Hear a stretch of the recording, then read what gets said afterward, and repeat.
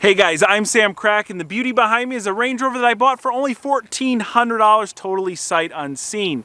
When I first laid my hands on the car, I thought I had stolen it. The cosmetic condition inside and out is excellent considering its age. But with the low price came one major caveat, and that's that it doesn't run nor drive, and it has some sort of mechanical damage, something we diagnosed in the last video to be likely a head gasket failure. The car also doesn't run nor drive, but we're going to try and change that today with a budget of only $100 worth of parts that anybody could buy from their local auto parts store. Nothing from the Land Rover dealer. We want to start with simple and cheap fixes just to see if we can get the car running and hear how well it does run. From there, we'll reevaluate and then decide whether we're going to spend a little bit more money to make it even better. Now, before we raid the engine bay and try and figure out our Land Rover's issues, I want to tell you about my new favorite mobile game, and that's Raid Shadow Legends. You probably heard of Raid because it's been downloaded over 15 million times in the last 6 months. It's consistently ranked in the top 3 RPGs on the Google Play Store, and it's been nominated as a finalist for Google Play's Best of 2019 User's Choice. Its exciting gameplay and incredible graphics make for an immersive gaming experience. Hold on, sir. I got a quick question to ask you. Raid allows you to maximize your time with multi-battle auto mode, so the UI will run battles in the background while you improve your team. And with developers always updating and building upon Raid, gameplay stays fresh every time you enter, and it has an incredibly advanced interface. There's over 400 champions for you to collect in Raid. This is the guy I decided to start out with, and check her out. There's even weekly events and tournaments to compete in for your chance to win extra prizes. You can get Raid Shadow Legends for free by clicking my link down in the description box. If you're a new player, you're going to get 50,000 silver and an epic champion again for free to begin your journey. And be sure to find me in the game under Sam Crack. That is my handle, and I gotta give a huge thanks to Raid for sponsoring this video. Oh yeah, that is bad. That is real nasty. Oh my gosh, look at this.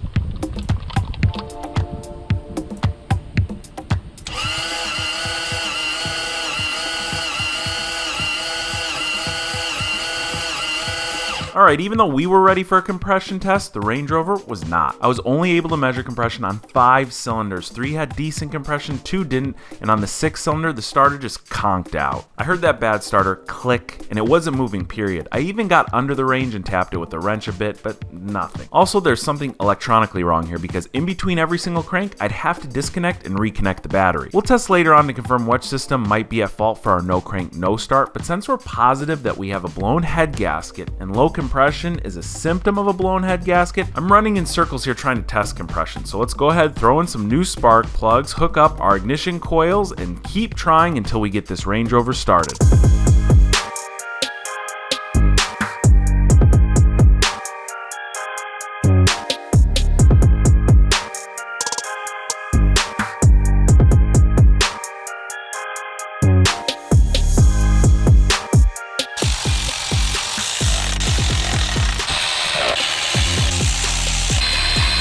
All of our coil packs, spark plugs are back in. We don't have oil soaked spark plugs, so those would bode well for how the car runs. Everything's hooked up, but as we saw from our partial compression test, well, we had off compression all over the place. So if it runs, I'm expecting it to run kind of funky. So let's see what we got here.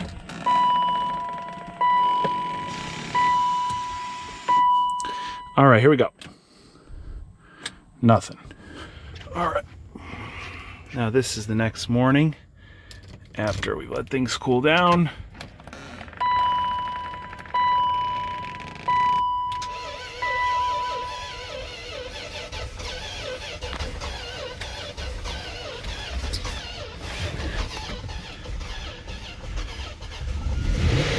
Just had to give it a little gas there. Oh man, so close, so close.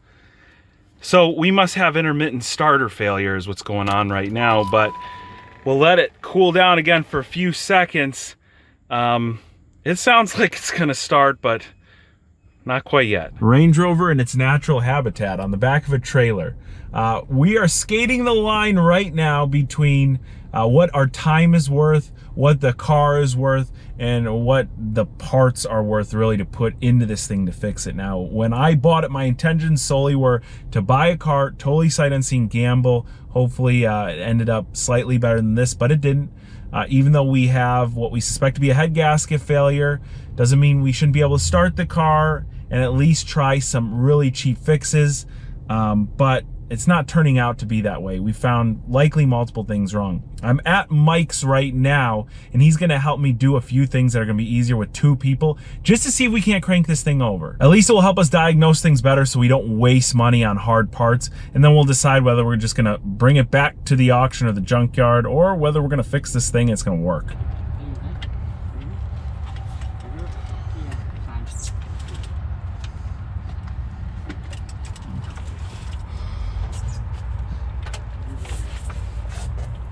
Turning it. You're turning it over by hand right now? Yep. All right, just move it a little bit. I just did that. Okay, now go ahead, get out of there. Take your socket. Okay, let's go ahead. Move your hand, please. I'm gonna put this back into place really quick. Good, here. You got that real quick? There's a line in the way right here. Okay, right underneath. Okay, go ahead. Just slip it. You can only start it after the first time you hook it up to the battery. All right. All right. This probably will not do anything, but let's see here.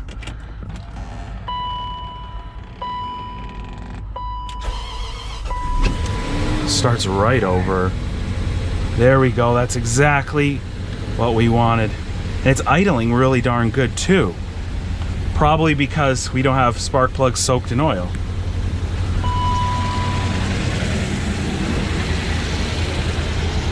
Great. That's really freaking loud. That's the timing. The timing guides are bad. Yeah. But it doesn't sound like it's even missing.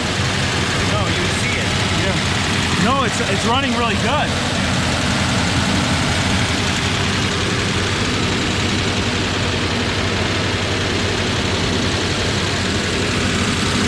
That smoke is just, I sprayed a little degreaser back there.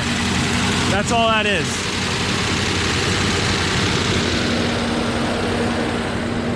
That was easy enough, dude. Appreciate it.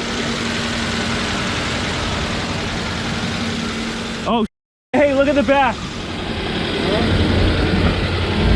Why would there still be, we got head gasket failure, we know that. Maybe residual coolant left in the system or something? There's no, that's definitely head gasket issue right there. Yeah. But if there's no coolant, again, there's no water, there's no coolant, there's no nothing in the system right now. There could be stuff still in there. Residual. Yeah. Okay.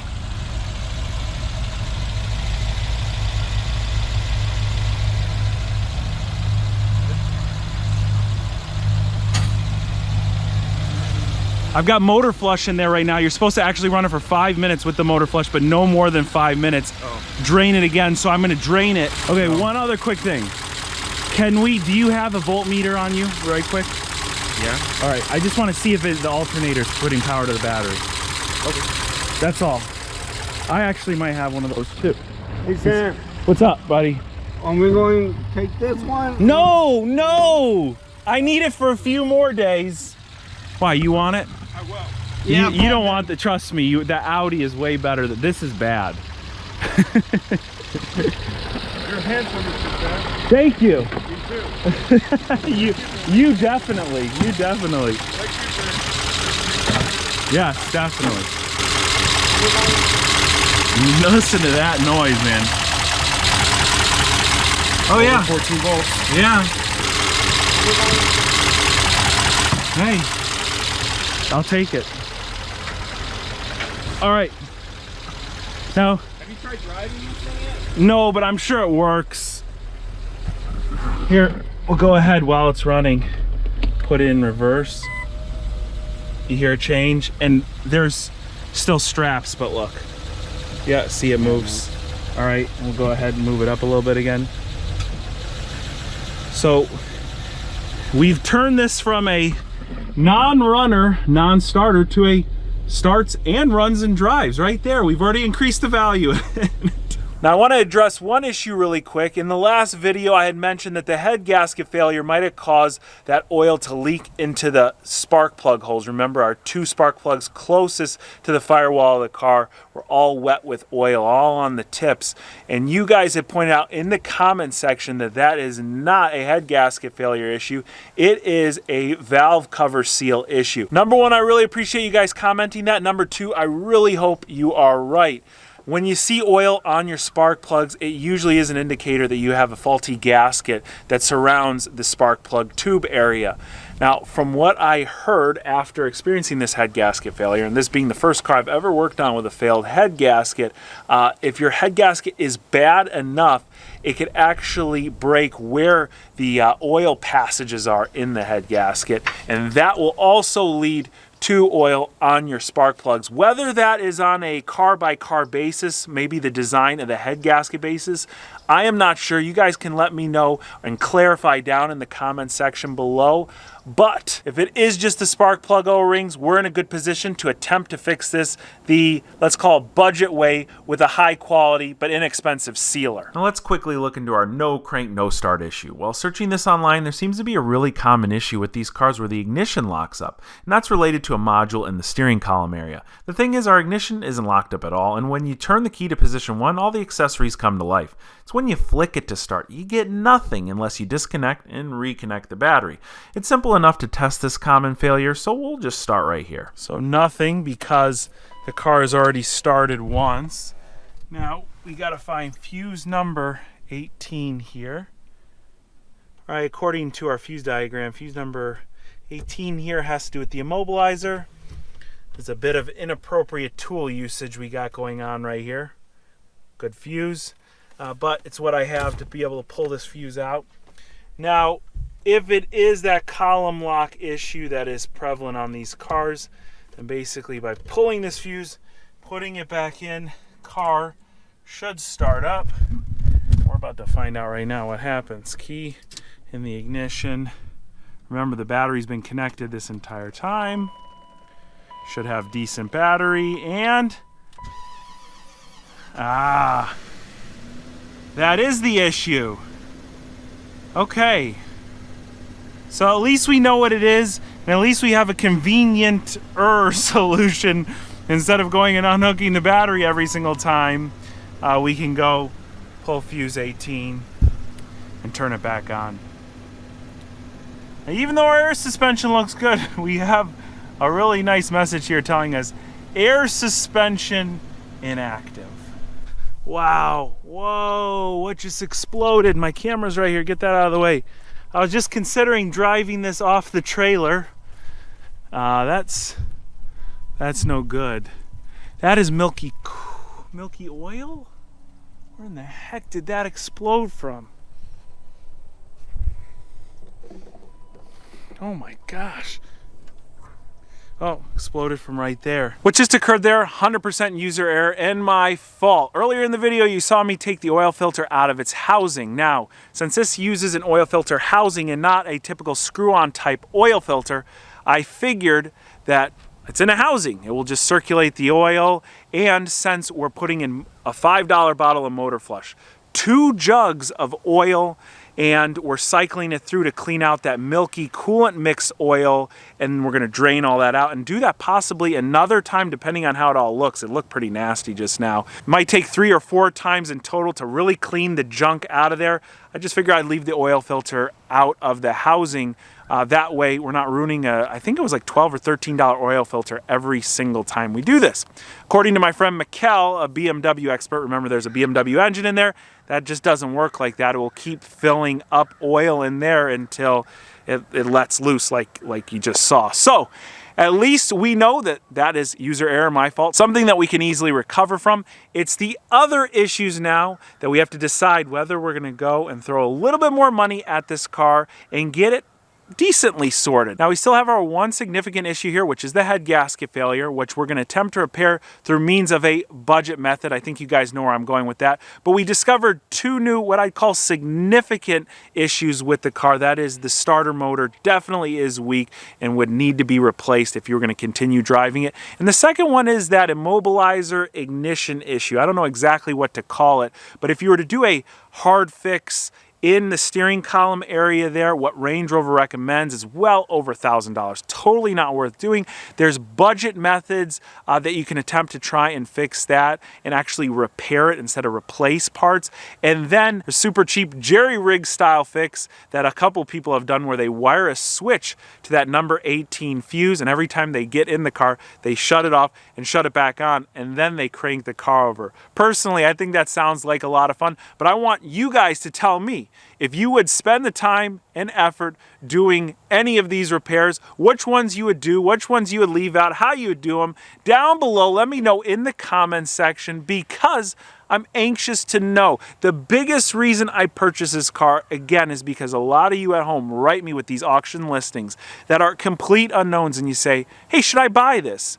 And the real answer is, I don't know if you should buy it. So we bought one. So at least you get a real world idea of what you can expect on one unknown auction lot. And there's thousands more out there. So guys, if you enjoyed this video, be sure to give it a huge like. Also, if you're not already following me on Instagram, where I'm posting Range Rover updates there, before anything goes live here on YouTube, just go right here, click the link down in the description box below. I want to give a huge thanks to each and every one of you for watching today, and I'll catch you very soon.